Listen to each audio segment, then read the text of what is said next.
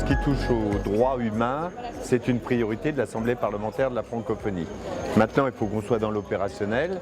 Et le cœur de métier de l'Assemblée parlementaire de la francophonie, c'est faire légiférer les pays pour que l'inscription sur le registre d'état civil soit obligatoire, gratuit et laïque, soit plus dans les mains des religieux. Ça, c'est le premier point. Et le deuxième point, au-delà des moyens financiers limités que nous avons un programme de développement du numérique en direction de tous les parlements, les 84 parlements.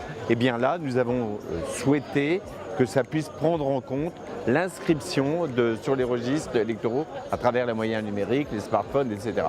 Donc on y a mis des moyens, mais je pense que par rapport à ces moyens économiques, financiers, c'est l'ensemble des acteurs qui doivent se regrouper, même si moi je pense que c'est une dépense régalienne qui doit être de la responsabilité des États.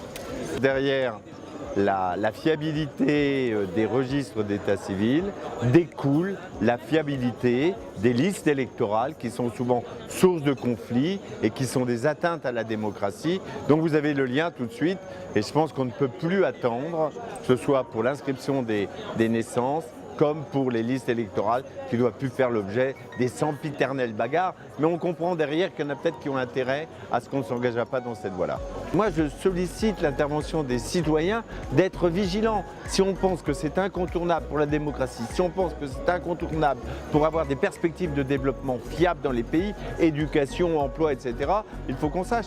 Et puis, à travers votre question, j'y vois aussi un autre élément, c'est le contrôle des naissances.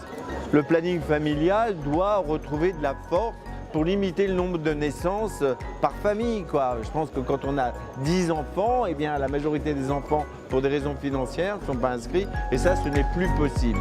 Les enfants, c'est comme la liberté, ça doit être choisi.